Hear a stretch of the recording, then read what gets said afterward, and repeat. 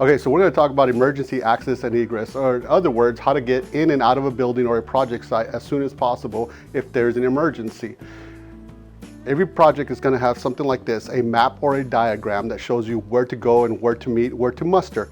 A project superintendent like Bobby Rotter here at South Dwell will explain this to you when he does the project site orientation.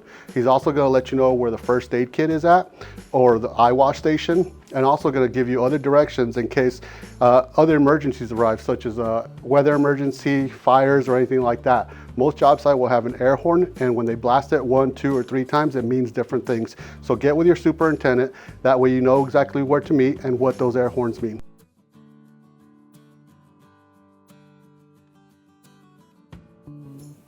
A big thing to consider is where you park your personal vehicles on a job site. Always make sure you park only in an approved designated area. Watch for delivery trucks, equipment, the traveling public, pedestrians, and workers. If you park in an area that is not approved, Jordan Foster Construction is not liable for any damages done to your vehicle.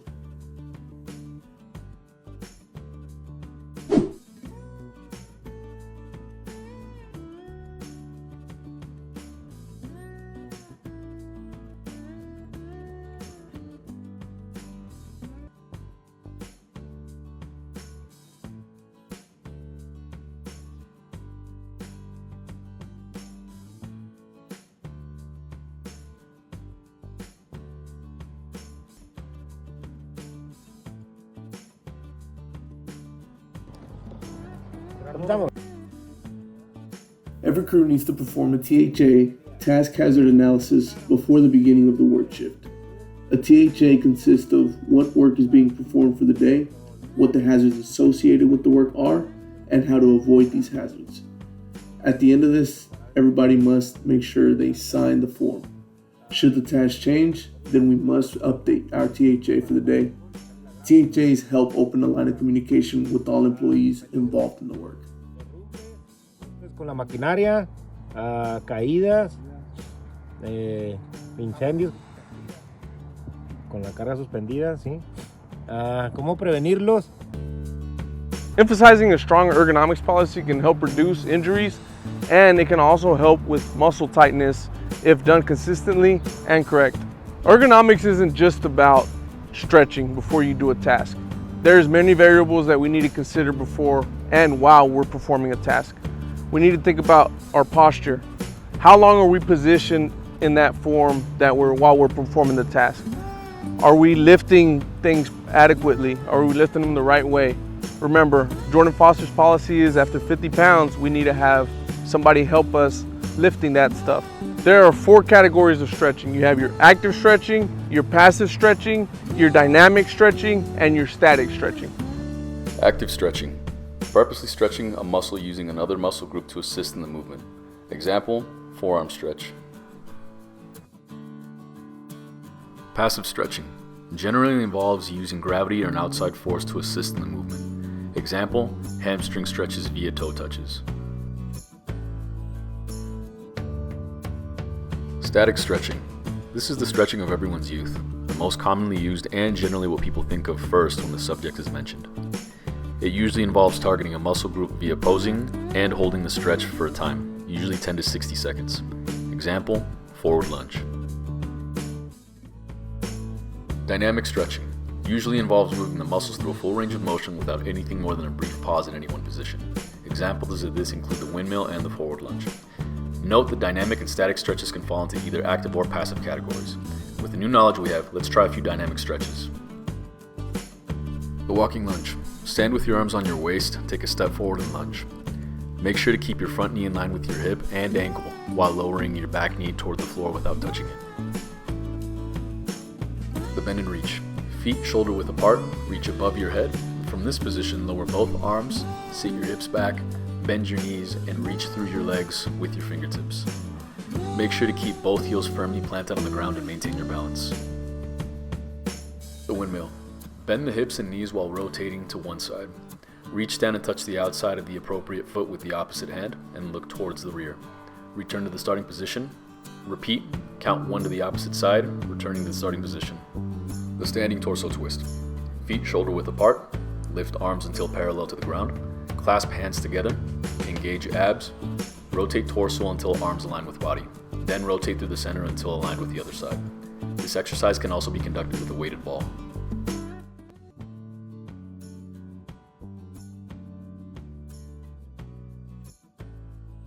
All right, today right now we're going to talk about personal protective equipment, or PPE, and what you need on a project when you get to the project, and what you need to wear 100% of the time when you're on the project. No matter what you're doing or what task you're doing, these items have to be worn at all times. The first thing is going to be the hard hat. As you see Chewy right here, our senior safety manager, he's wearing his hard hat, which is a Z89.1 hard hat type 1. Has to be worn at all times. The next thing you see are his glasses, Z87.1. Those have to be worn at all times too. And if you bring your own glasses from home or you want to buy your own, that's okay. Whether you buy Oakley's, Ray-Bans, Costas, whatever they are, you can do that, but they still have to be Z87.1. The next thing is his vest. His vest is a Class 2 vest. Okay, there are certain tasks that we do that it's going to require a Class 3 vest. Ask your superintendent or your safety manager when you need a Class 3 vest. The next thing that we're looking at are the boots. The boots are ASTM F2413, which can be either steel toe or composite toe.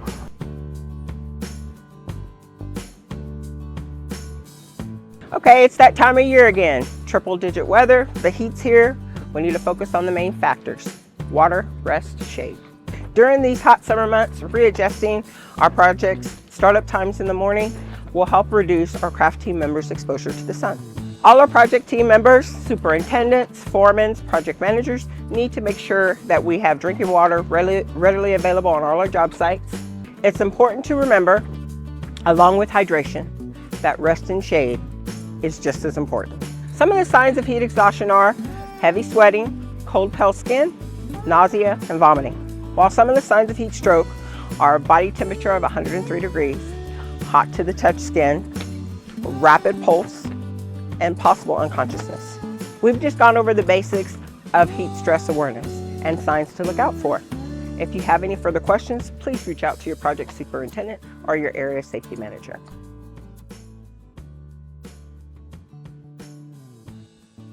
Headphones are not allowed on the projects. Construction sites have plenty of noise, and with headphones on, it prevents you from being able to hear backup alarms, sirens, whistles, horns, or someone talking. Workers are not allowed to ride on the beds of trucks on a job site.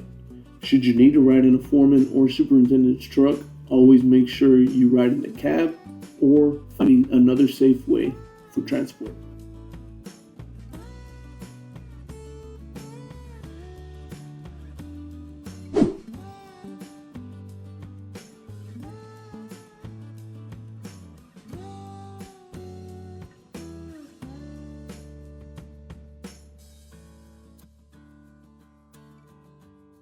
Anytime you are working or walking through operating heavy equipment, you must always make contact with the operator and wait till they wave you through before you cross its path.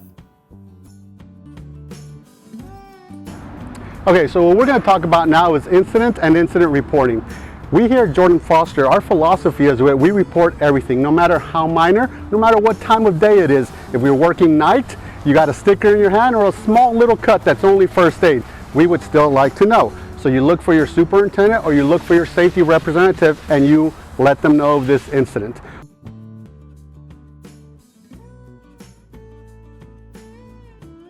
All projects have chemicals that are used on a daily basis. It is important that all bottles and containers are labeled and marked with the information on the chemical that is in use. Jobs need to have SDSs for all chemicals on site. Jordan Foster Construction uses SDS BinderWorks for this. We look for the QR code from the SDS BinderWorks app and scan it to get into our SDS library. We can also use hard copies on file or use our phones with other sources, but we must know where the SDSs are and how to get to them and how to read them. Safety data sheets have all the information you will need for any chemical that you are using, including Section 2, Hazard Identification, Section 4, First Aid Measures, Section 5, Firefighting Measures, Section 6, Accidental Release Measures, Section 7, the handling and storage of the chemical, and Section 8 exposure controls and PPE.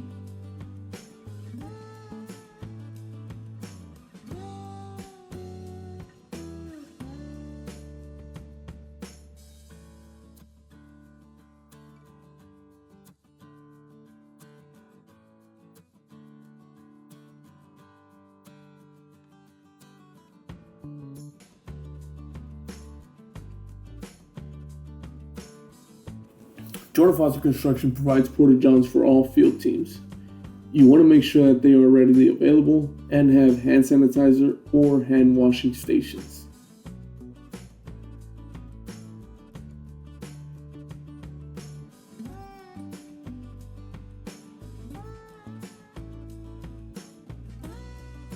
We must also provide porta-johns for ladies in the field and a lock with a key so that they can access. Make sure that porta-johns are at a walking distance from the work area.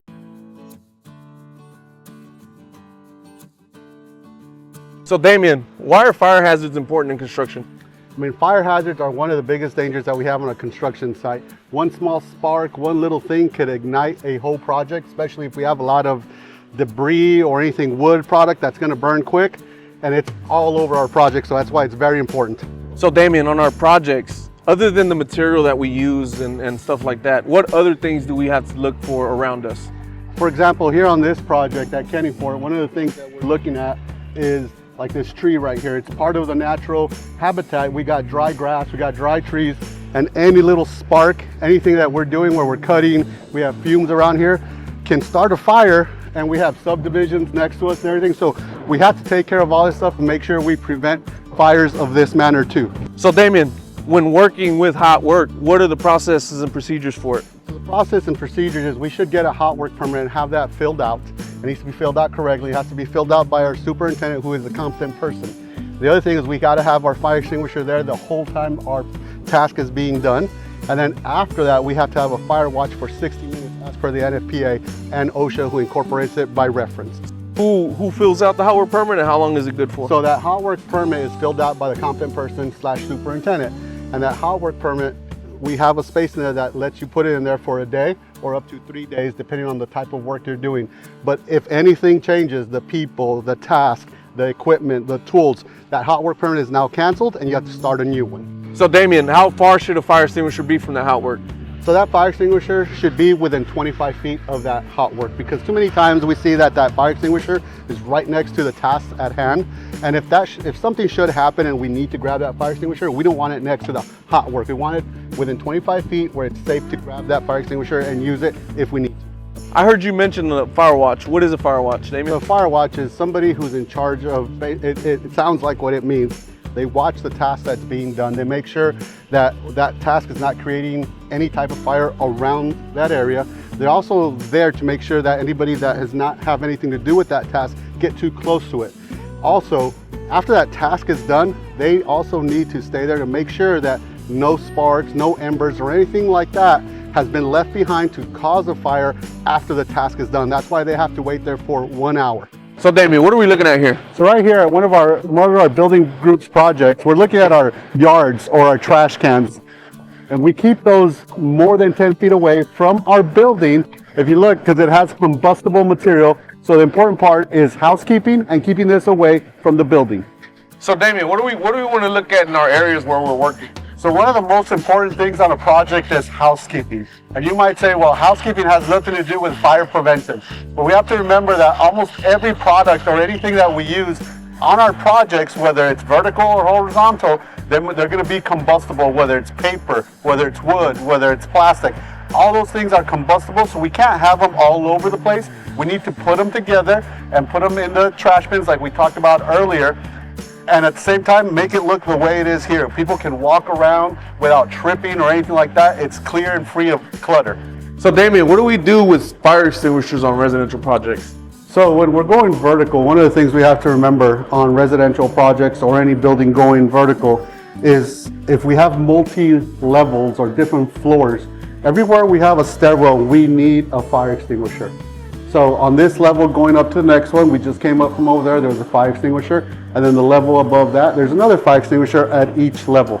The other thing that we have to remember when we're doing buildings is for every 3,000 square feet, you need a fire extinguisher to be able to cover that area. So Damien, I know that we don't always store fuel on our projects, but if we do, what do we need to make sure that we have? So if we have any large fuel containers at our project, something like we have back here, we have to remember that this has to be 30 feet away from the area that we're working in. Can't be near any task or anything like that. The other thing is we got to make sure we have the right type of fire extinguisher near us. One of the biggest things, and we've already kind of mentioned it, is we've seen fire extinguishers on top of this fuel container right here where it shouldn't be. It should be within 25 feet away like they have it here at this project. Any other additional information? So yeah, so anytime we have any type of fuel container like this that's a little bigger than what we're used to, we have to make sure that we're abiding by all state and municipal codes also. The other thing to remember is just upkeep with this, that this fuel containment area right here, in case of an emergency spill, is maintained clean, that there's no water or trash inside of it, because trash is combustible and can create a hazard there. So Damien, on our builder jobs, what are some of the things we need to focus on with fires? So one of the things we need to focus on is, fire prevention, right? So we have to talk about placement. Placement of fire extinguishers, placement of fuel containers, and placement of trash cans or yard or any type of material that needs to get out of the project. First, make sure that you inspect your cords daily. Go through the extension cord and check to make sure there's no exposed conductors, that the outer sheathing is intact. Also make sure that there's no curling in your extension cords, because that is an indication that the ground has been overheated. Lastly, make sure that the ground prong is intact on your cords. The ground pin will be the one thing that will protect you from electrical shock.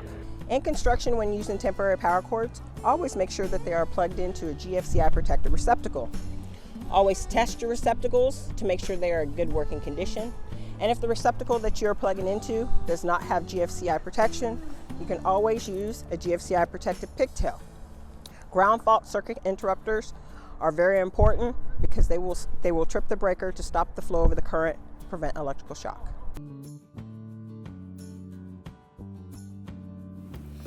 Hand and power tools must be stored properly and orderly. Before using a tool, always make sure that you inspect it, use the right tool for the job, and you are properly trained on how to use the tool.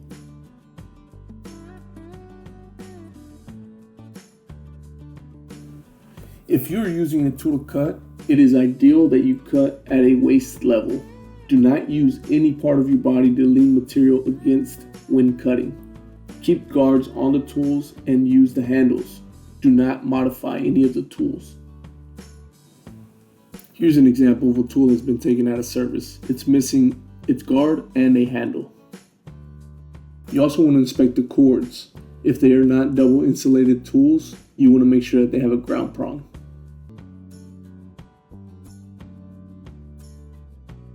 Okay, we're going to talk about fall protection. Jordan Foster adheres to the policy of 6 foot. I know there is exceptions in the rules according to OSHA standards, but Jordan Foster requires you to be protected at 6 foot, whether you're working on steel erection or you're working on a scaffold. You have to be protected at 6 foot. How you're protected depends on the task that you are doing. You can be protected by guardrails like the ones we see here. You can be protected by a personal fall risk system. We'll talk about that later. Or you can protect yourself by hole covers. We'll talk about that later too. But you must remember that at the moment that you can fall 6 foot or more, you have to be protected. Okay, for ladder safety, main thing is to make sure if you're using step ladders that they're completely open, your hinges are locked. The employee is able to climb up to this step. They're not allowed to climb to this step or the top cap. So he is working from the proper height. He is staying within the frame of the ladder as he's doing his work up there. Maintaining his 3 points of contact so that way he's not leaning out of the ladder while he's doing his work. All the sticker rating labels are in place on the ladder to let you know how to properly use it, open, weight requirement for the body, and if you're carrying tools on them. Also, when you're using extension ladders, make sure that your feet are flat on the floor. It's extended up. The person is staying within the frame of the ladder. Make sure the locks are in place and secured. Make sure that it's 1/4 away from the wall. And if you have to exit the extension ladder to a landing, make sure that it's extended 3 feet above that landing that you're going to access. Make sure to remember that when you are storing your ladders at the end of the day, to make sure they're laying down on the sides, they're out of your walk path, and that way you relieve the issue of it being a tipping hazard and falling over. This concludes the basics in ladder safety. If you have any additional questions, please reach out to your project superintendent or call your area safety manager. And thank you for your time.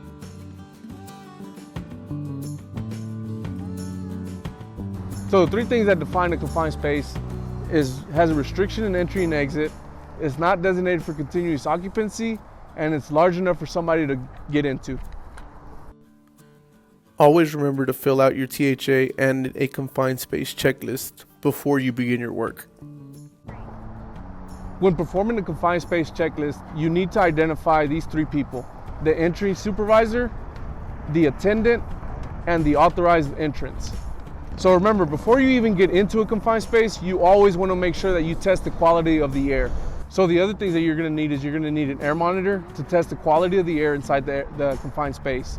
You're going to need a form of entry and exit, whether it's a ladder, whether it's a tripod, and you're going to need a harness and a form of rescue in case of an emergency. Hey, Mr. Damien, Yes, what's sir. the task at hand today?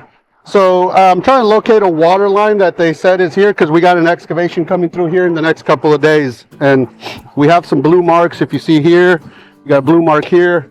And then that hydrant over there is giving me a kind of clue that it is running through here. You did mention the utility marks. It looks like there is existing utilities here. Yes. Why is it important to call 811 to get these marks? So it's very important to call 811, and it's very important to call them with time. We have to plan our work. We have to give them 48 hours to come out here and mark everything. And it's important for us to know where all these marks at, because right here I'm looking for a water line, but there could be gas, there could be sewer. And if we don't want to interrupt anybody's services, we have a residential area here, we got commercial area coming all around here. Anything we do could jeopardize that. And at the same time, it's the safest thing to do for our team members. We don't ever want to put them in harm's way near a gas line or water line that can cause something to them. So it's very important we always call 811. I heard you mention planning. Why is planning important with 811? So planning is very important with 811. You know, like I said before, we got to give them the 48 hours, but at the same time, it's very important that we plan and we document everything. So for instance, when you call 811, that ticket is only good for 2 weeks. So we have to keep calling every 2 weeks to make sure it stays current.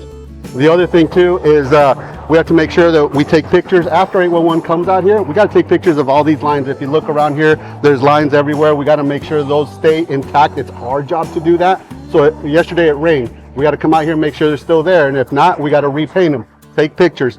Then the people who are actually doing the work, like right now I'm doing this work, so I had a meeting with our superintendents and anybody else that's involved with this just to see what we're doing, how we're doing it, just to make sure, again, that we don't hit anything, we don't touch anything we're not supposed to, and that we're not surprised by anything. You know, it's all about planning the work and working the plan. So Damien, I guess the big question here is, when do you call 811? So the minute I'm going to think about doing this and put a shovel into the ground is when you call 811, because we just never know what's underneath the ground.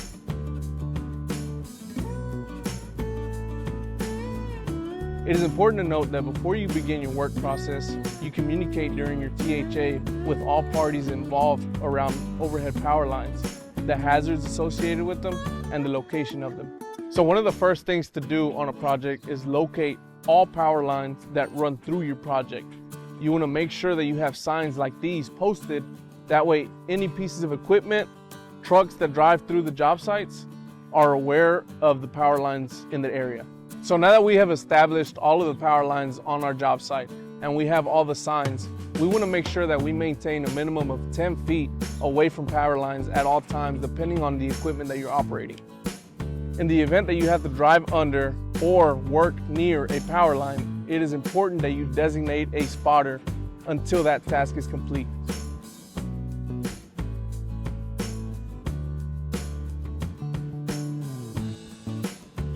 So as we said, we're going to talk about what we need to do before we start this task. So Justin, what's one of the first things that you did? Well, first and foremost, Damien, we called 811. Make sure there wasn't any underground utilities or anything we might strike along the way. Okay. So we came out actually and did a visual soil sample test as well. We noticed that it's Class C material and everything went from there. We know we got to slope it and not bench.